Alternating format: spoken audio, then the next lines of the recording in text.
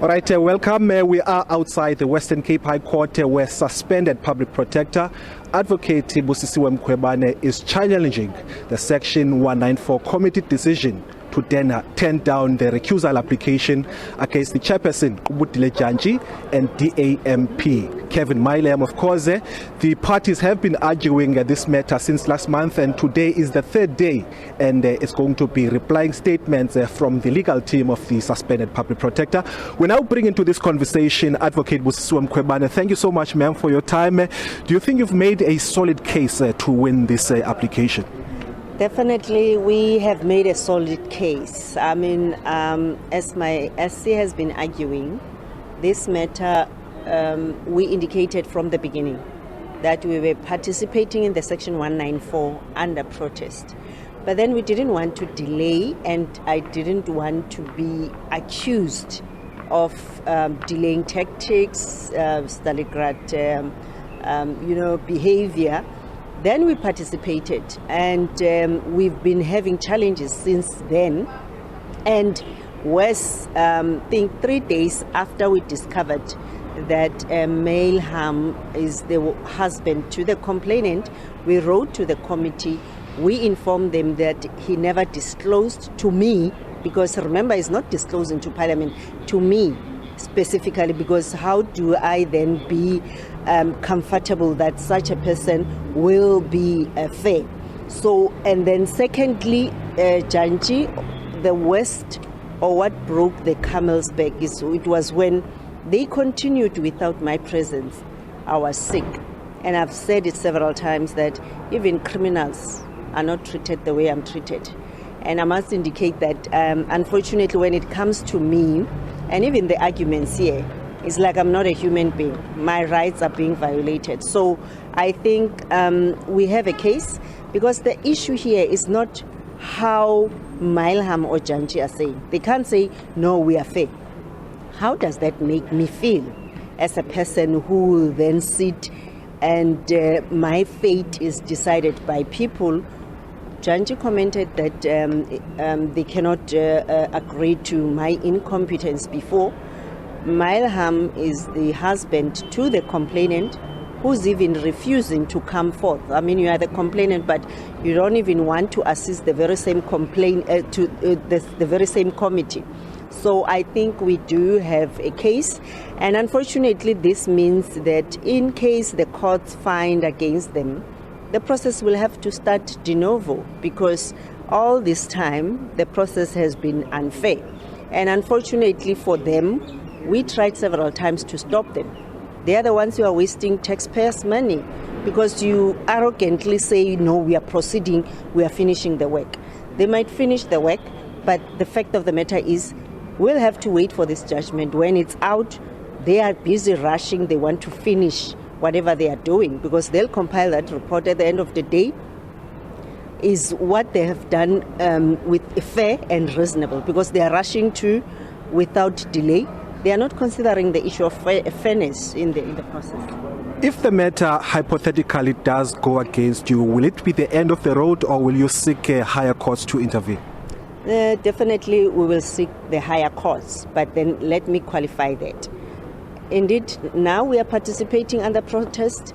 Let the committee proceed with the matter, but then this matter will have to go even to the Constitutional Court if it has to, because it's an issue of constitutional violations of my rights. So I think that's one thing.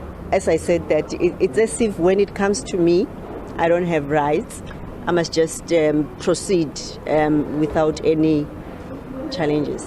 The Office of the Public Protector indicated last week that they will be running out of funds by the end of this month to fund your legal representation.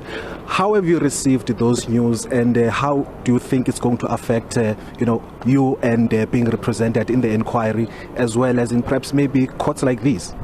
That is for them to, in fact, it's for the committees. For the Speaker has been copied.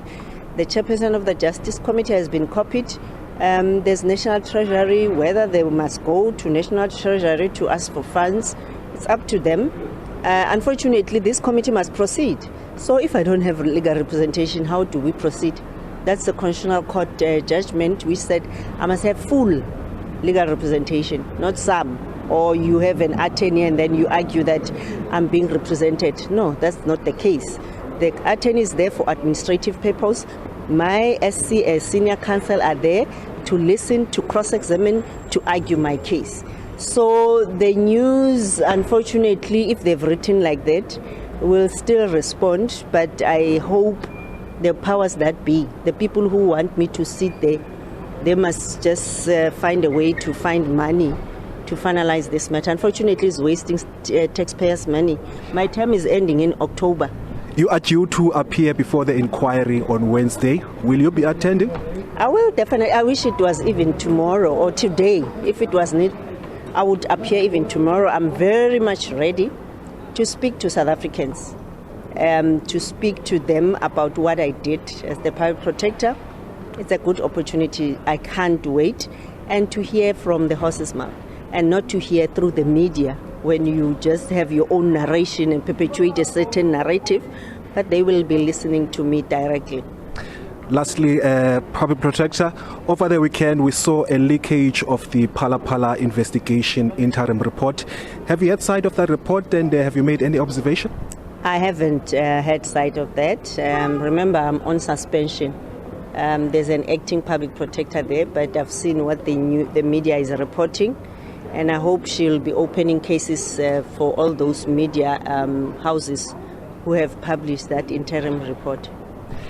The length of time it's taken to at least publish this interim report, do you think it's within the operational requirements of the Office of the Public Protector?